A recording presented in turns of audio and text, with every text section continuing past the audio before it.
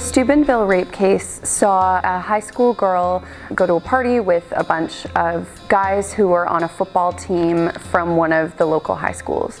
And these were guys who were very, high social status, popular guys, really well respected in the community and the school. At the party, they all got really drunk, but this one girl in particular got really drunk, and the guys saw this as an appropriate opportunity to carry her around and basically use her as a sexual plaything. And they also took pictures of the incident, and they also had a video that was circulated after the fact in which the boys who were part of this basically made fun of her. They referred to her as Dead Girl and made a whole bunch of jokes about how she was so raped.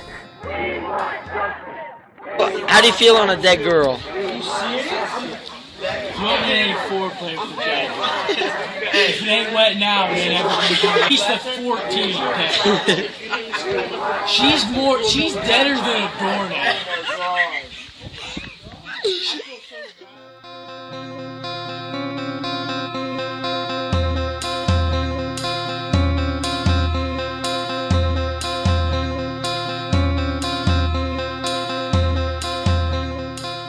This is so messed up, I can't even begin to explain how messed up it is, but what's really super messed up is that it's not that uncommon. This kind of thing happens pretty regularly, and it's very similar to what happened in the Rehtaeh Parsons case, where a young woman, it certainly looked like a bunch of guys got a young woman very drunk and then escorted her up to a bedroom, and a bunch of them had sex with her while she was vomiting out a window.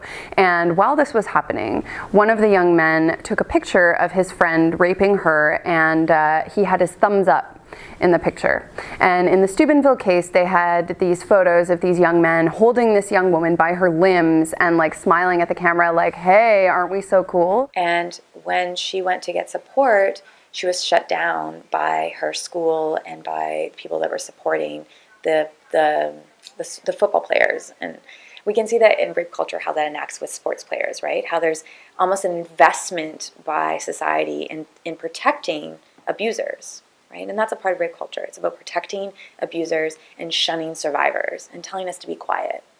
And what's interesting about Steubenville is that the survivor wasn't quiet. She asked and said, no, this is not okay. And then she had the support of some people that said, you're right, it's not okay, I believe you, which is so powerful, because what abusers count on is the silence of survivors and the supporting of that silence by the community. My name is Andrea Gunraj, and I'm Communications Specialist at METRAC. METRAC is a community-based organization that prevents violence against women and youth. So we try to stop violence before it starts, and sexual violence is one of the issues that we look at. We look at any forms of gender-based violence, and sexual violence is a really important part of trying to stop that violence. So rape culture, as far as I know, is a term that describes the way our society looks at sexual violence, and that we see it as a accepted or normal part of our environment, as a part of being a woman oftentimes. And so this idea that rape is normal and rape is okay is often reflected in a lot of the ways that we do our media, the ways that we look at advertising. It's in the way that we talk sometimes. It's in the way that we sometimes blame victims or survivors of sexual violence for what they've gone through. And it's a way that we maybe excuse people who are perpetrators of sexual violence. My name's Farah Khan. I'm a violence against women counselor and advocate. I work at the Barbara Schleifer Clinic, and I provide services currently for young Muslim women that experience violence. Rape culture is a norm that exists, this idea that that rape is something natural and normal, and that it's somehow the fault of the victims, and that perpetrators are hardwired to that's just their nature. So men's nature is to be aggressive, is to enact violence. And somehow in rape culture, women are asking for it, that somehow we're doing things to make people want to harm us. And it's not just women, right? That's the thing about sexual assault and sexual violence. It happens to men, it happens to trans people, it happens to gender variant people. And I think that for me, what's been important about the definition of rape culture is seeing how it's actually enacted in the media, like how we're seeing rape culture happen when a survivor comes forward and says, I was sexually assaulted, and we see the media come back or people in the community say, well, what was she doing? What was she wearing? That's rape culture. What I think is interesting about rape culture is that there's actually holding communities accountable, because it's holding communities that we create in the environment to which sexual violence is seen as something that just happens to people, and somehow we're bringing it on ourselves. And so it actually, rape culture, using that term, asks people to be accountable to their perpetuating myths about sexual violence, or the way they enable rapists or people that do sexual violence to harm someone else. My name is Steph Guthrie. I am a sort of feminist at large, so I am a gender and culture analyst, do lots of public speaking and media stuff, and then I also do lots of workshop facilitation and working with teachers to bring social justice topics into their classrooms. A rape culture is a culture where rape and sexual assault are relatively prevalent, as they are here in Canada and throughout most of the world. And also a culture that is very quick to dismiss allegations of rape, to deny allegations of rape, to minimize or shift the onus onto the victim to prevent their own rape. So I think it's really a culture that makes it easier for people to commit sexual assault with impunity.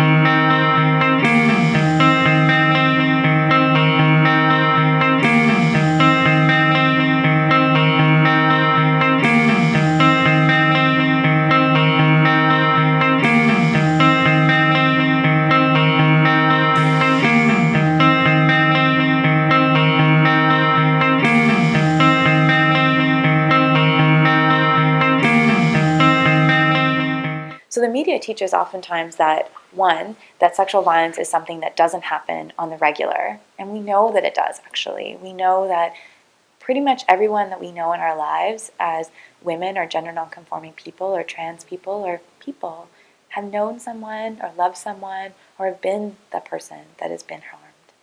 And so we need to have media that actually talks about that actually talks about the fact that we need to heal, we need to resist. And there's lots of ways to heal and resist. Sometimes the media is very focused on, well, did you charge them? When we know that less than 10% of women go forward when they are sexually assaulted to the police. I think that news media tends to, and it's, because they feel that it's important to be very objective, and so they tend to use all kinds of words and phrases that undermine the credibility of someone who comes forward to report their assault. So the obsessive, I would say, use of the word allegedly, for example, when it's not even necessary. Like, I see media use allegedly when they're saying, police say that allegedly such and such. And it's like, if police are saying it, they're saying it as part of the narrative that they're building for their case. And the idea that allegedly is even necessary as a qualifier for that, I think, is an indication that they feel that it's not objective to present the survivor as a credible person. The legal system has a really important role to play, but unfortunately we see how the system is sometimes broken, especially with cases of sexual assault. So we hear instances of people trying to report sexual violence and being turned away, feeling judged, feeling unsupported, and where the policies and practices that police institute may not be what they need to be to support somebody to really report violence and get a good response. We also see that our legal system is often set up to have this adversarial dynamic between people. And so there's this idea that he said, she said, And if there's no physical evidence, or if there's nothing that we can put our finger on to say that sexual violence happened, it didn't happen. That's a problem, because really sexual violence doesn't always leave cuts and bruises and scars, but it has a huge impact on the people who experience it. We also see this idea of rape culture playing out in our legal system, where people ask people who are victimized, what were you wearing and what were you drinking, as if that means that they should have been sexually assaulted. So even in the assumptions and the way that the cases are worked out can be really promoting rape myths. And then finally, we see just the reality of it, that sexual assault is one of the lowest reported crimes. People don't feel safe oftentimes to report, and they don't feel that they'll get a good response from the system. But also when they do report, the conviction rates are very low, and oftentimes the sentences that are given out are very low. I was actually part of this project called Femifesto, which we made a toolkit for the media on reporting on sexual assault. And it was really interesting. So for 3 years, we looked at the way the media reported on sexual violence. We looked at articles about sexual assault. We looked at articles about reporting on dress codes, and looking at the way in which young women especially were blamed when violence happened. So that question in the media oftentimes would say, we know that just happened with the Bill Cosby case. We saw the reporter ask a woman, well, why didn't you bite off his penis? They actually said that in one of the things. And so it's blaming, saying, well, why didn't you fight back, right? So we suppose that. We saw it on the show As It Happens, where they interviewed a woman that was sexually assaulted by Jian Ghomeshi, and talked about her sexual assault. And the person had said, well, why did you go on the second date with them? So we see it happen in the media, where people can ask those victim-blaming questions. So we see that as one piece, right? So asking, like, what were you doing? What were you wearing? Why did you do that? The assumption that the person who is sexually assaulted is on trial, not the abuser. I think the media does a lot of pieces too, where they make men seem uncontrollable, as if they can't control their sexual urges, as if that whole boys will be boys kind of conversation that happened in Stephenville, that happened in Penn State, that happened in Ottawa, that happened with the rape chants that came out. We also have media that names things as consensual sex. We see media kind of talk about, when they're talking about Rita Parsons, and they talk about her having sex at a party. She didn't have sex at a party. She was raped. She puked out of a window as she was being raped. And they actually, I saw CBC write about it and said, oh, when she had sex at a party. And that is a way that they perpetuate that rape is actually consensual. Or they say things like non-consensual sex. If something is non-consensual sex, it's called rape. Use the right words. Media tends to, when it does address rape, it tends to go in a couple of different harmful directions. So oftentimes rape will be sexualized in movies and TV, which is a serious problem. Other times rape will be portrayed as the kind of thing where, you know, you're walking down a dark alley and some stranger just pounces on you. And those are the kinds of rape cases that our society tends to feel the strongest about condemning, and tends to blame the victim the least on, although the victims generally do still get blamed in those cases too. Why was she walking in that dark alley at night? But I mean, those cases are very different from, or they're treated very differently from acquaintance rape, which is, you know, where someone that you know has raped you. And in those cases, the survivor tends to get a lot more blame. Society tends to treat it as a much more, you know, he said, she said type of situation. So without being shown these examples of acquaintance rape in media, it doesn't filter into our cultural script of what rape actually looks like in practice. And so a lot of people are inclined to think about acquaintance rape as not even rape at all, or not real rape, because it's not that back alley stranger rape. Media can be a problem when it comes to acceptance and normalization of sexual violence. We see this idea reflected in the media that love is about control, and a relationship should always have an element of entitlement in them, where people who are dating or together partners, where they're seen to have control and entitlement to each other's bodies.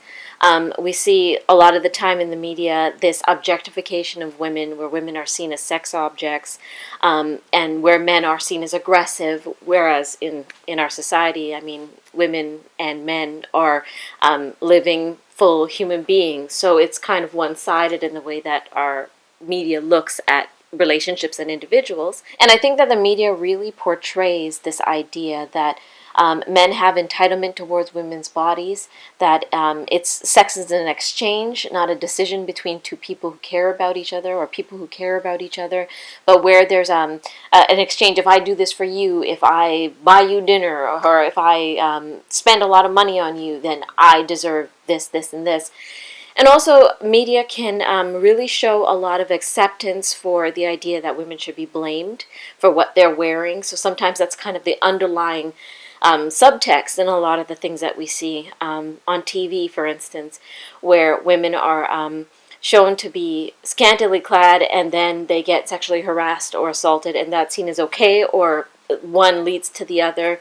But somebody should never be blamed or should never be subject to violence just because what they're wearing or what they're doing or who they're with or what they're drinking. One of the things that I'm really interested and actually inspired by is the conversations by young women in high school and grade school about dress codes, and how we see kind of them pushing back against those patriarchal notions that somehow that the way they dress is asking for sexual assault or making young men uncomfortable and think things that are inappropriate in school, as if young women have control over men's thoughts and processes, or they're asking them to, please sexually assault me because I'm wearing a mini skirt, which is ridiculous. So the young woman at prom who was sent home because she wore supposedly a sexually provocative outfit, and one of the chaperones, a male father, was uncomfortable. If a man's uncomfortable with your clothing, he needs to work on his uncomfortability, not the young woman. And we need to support young women to express themselves in ways that feel good for them and nurturing, and not based on what someone else is telling them that is attractive, but what they feel is good. Rape culture is not within a vacuum in and of itself. There's lots of things happening that make rape culture. So we see young black women being over-sexualized and then being told it's their fault, right? Or young women are told that they're a prude if they don't dress a certain way. So it's all these things, right? Or one of the things I thought was really interesting about dress code was I was a part of this comic book project, and this young woman wrote a story called Desi Girl Diaries of being a Muslim South Asian girl in school and being called a hojabi for wearing hijab, which a lot of young women do, and wearing skinny jeans and being slut-shamed for that.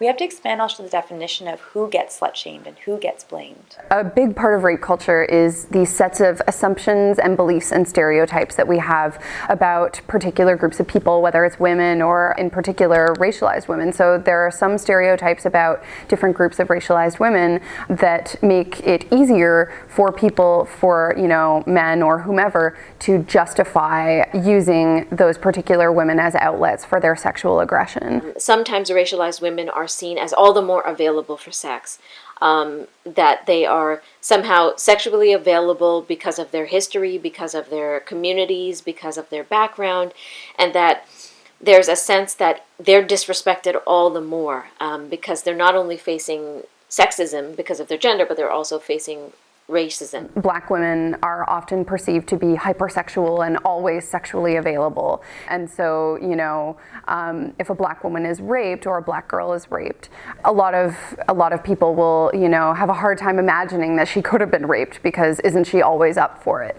And there are similar stereotypes also about Latino women. They're, seen as this like spicy, sensual woman who's, again, always kind of up for it. And then when it comes to to indigenous women who are, in our culture, they're often treated as less than human, and we see really horrendous acts of violence committed against Indigenous women by people who think that no one will care if they do these things. We see cases of missing and murdered Aboriginal women, and a lot of the cases have to do with sexual violence. It's not just straight up missing and murdered. There's also sexual violence, a layer of that in these cases. So we see rape culture playing out in more than one way, where their lives are not seen as important, where people don't see this as a national emergency that it is. Because they're Aboriginal, they're devalued. And then we also see this idea where people are calling for inquiries and action to be done, and many are not responding with the idea that we need to do something on violence against Aboriginal women. So this is a really kind of ongoing emergency situation in our society, and rape culture in particular really harms Aboriginal women because of the history of Aboriginal women in the society, and the fact that Aboriginal folks, their land, their culture has been degraded, things have been stolen from them, land has been stolen from them, they're devalued all the more, and that continues this idea of colonialism. And really, from many Aboriginal perspectives, sexual violence is directly linked to colonialism. So that's really important to looking at how the two intersect, and how when we don't do anything about it or don't see it as a problem and don't make any actions towards ending it, how we can perpetuate that colonialism as well.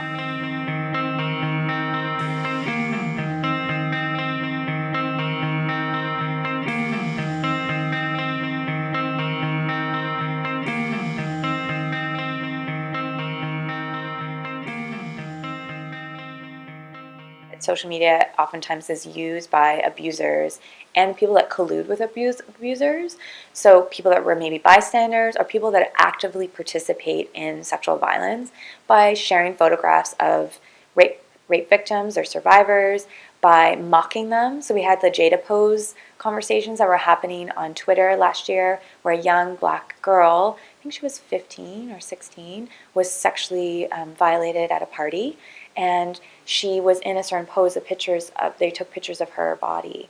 And so other young men started posting images being like, oh, I'm in a Jada pose too, mocking her sexual assault.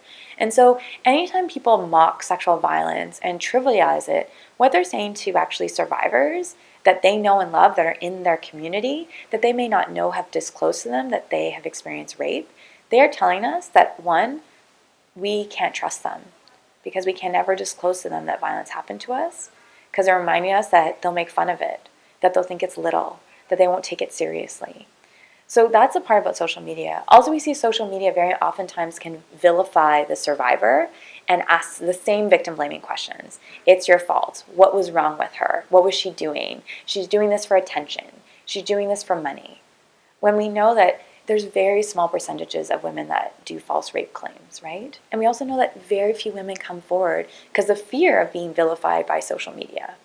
Well, the Steubenville case and the Rehtaeh Parsons case and a number of other cases involving young people and sexual assault have shown that it's increasingly popular for the survivor to be ridiculed on social media after the fact. Now, whether there are photos or videos of their assault that are used as kind of the vector for that bullying and humiliation, sometimes there aren't photos or video, but people are still happy to, chatter on the young woman's Facebook wall about what a slut she is, or, say that she should kill herself or drink bleach, which is what happened to Amanda Todd. People can kind of create a narrative, a very narrow narrative about the survivor and say malicious things and hate mail.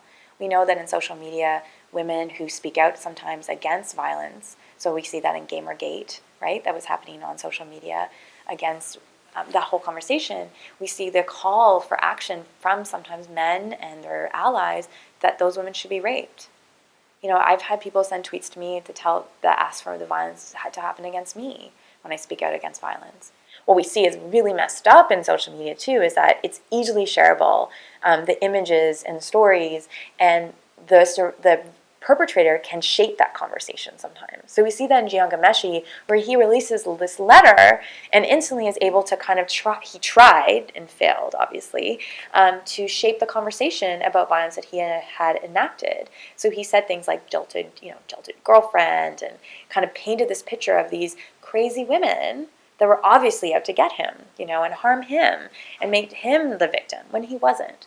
So we see that happen too, right? And people jump to the defense of the perpetrator and put the survivor on trial. So, and we see that on Tumblr, we see that on Instagram, we see that on every social media platform.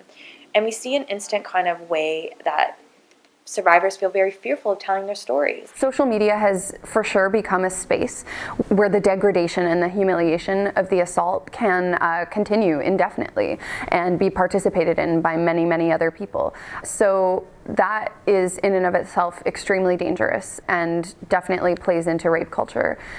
One of the things that's amazing about social media, though, is that it has an ability to connect survivors with each other and to help them feel a sense of solidarity and support of hearing from other people who have been where they have, and having sometimes a place to share their stories without judgment or without scrutiny of, how they shouldn't have gotten drunk in the first place or whatever. I mean, we've seen hashtags spread in the last year, like been raped, never reported, why I stayed. Not all of these are related to rape culture, some are domestic violence, but these hashtags have been spaces where we've seen that there is a large community of people who believe survivors, and I think it's making people who are maybe not as aware of rape culture, not as inclined to think about it, people who aren't as directly subject to victim blaming narratives and things like that. Social media is making those people more aware of these realities because they, if you're on Twitter, you can follow all kinds of people, all kinds of women, all kinds of trans people who deal with these kinds of attitudes every day. And you can actually see all the little ways that our society sets them up to A, be assaulted, and B, be blamed for it afterward. The power of listening in social media and the ability to listen to perspectives that are different from your own, I think has a lot of potential to facilitate social change. And in particular, over the last, maybe 6-8 months or so, I've seen a lot of male friends who never used to talk about this stuff at all are all of a sudden speaking up about sexual assault, about rape culture, about intimate partner violence. And I have to say that's super exciting to me. I mean, these people are becoming politicized around this issue in ways that they were not before. And I don't think that would have happened without social media. Well, I think social media definitely has changed the game in a lot of ways, that we see survivor stories being readily shared. So we see conversations where there was a young woman at Columbia University who was sexually assaulted and the school did nothing, and she did a project called Carry the Weight, where she carried her mattress and she asked other people to carry the weight with her. And I was like, oh, it still makes me, because I think that's the thing about rape culture. It's like there's not enough conversations about how community can support. So that's the thing about social media that's amazing, is that you have a moment where a survivor is like, this happened to me, how other people are going to support me. And so you have this beautiful moment. So that's the thing about social media that is actually beautiful.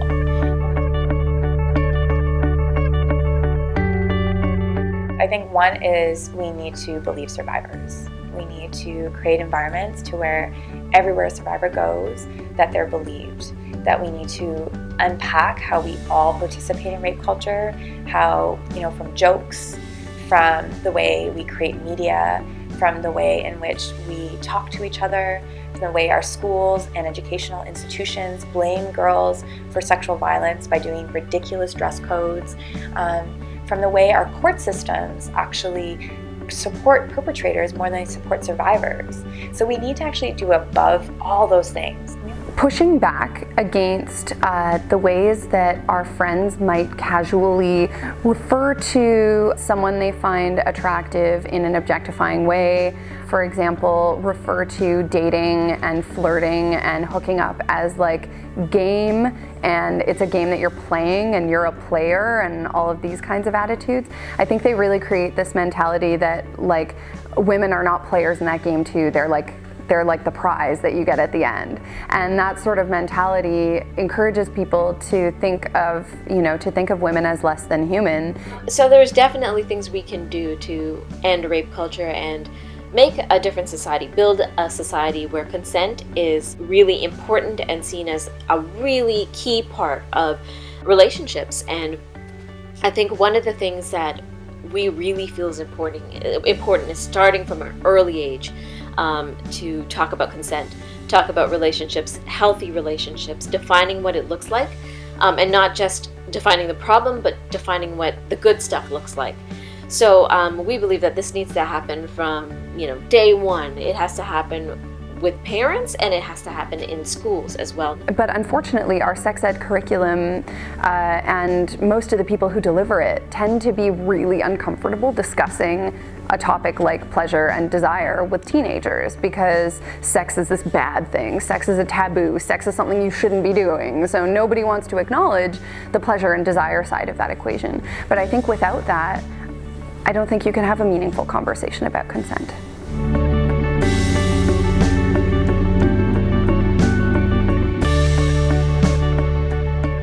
The Premier, Kathleen Wynne, wants the issue of consent to be added to the new sex education curriculum. She says her decision was accelerated by the Ghomeshi scandal and those conversations that it generated around sexual violence. And that announcement from the Premier has my next guests, grade 8 students Leah Valente and Tessa Hill, in complete agreement. They have been gathering signatures for a petition calling for the same change to the curriculum. They are behind an organization called We Give Consent, and they're with us in studio now. Good morning to you both. What was it based in that, Tessa, that inspired you to create this campaign, the We Give Consent campaign? So really the campaign started with a school project. So our grade 8 class media studies project is an independent studies project. And it's a very open project, but pretty much you have to do a research project. You can create a short documentary, a rant, a zine about a certain social justice issue that you're really passionate about. So Leah and I, we chose to make a documentary about rape culture in the media. And we chose this back in September, kind of before all of the Gian Ghomeshi stuff started. So it was really great for us to have all of this info and stuff we can use. And through our interviews, we kept hearing the phrase consent culture. So to end rape culture, we have to create a consent culture. What does that mean, consent culture? Consent culture is a culture of consent, essentially. So kind of all the sex that is had is consensual, but also just a culture of asking for permission anytime. So I think that's really important to end rape culture.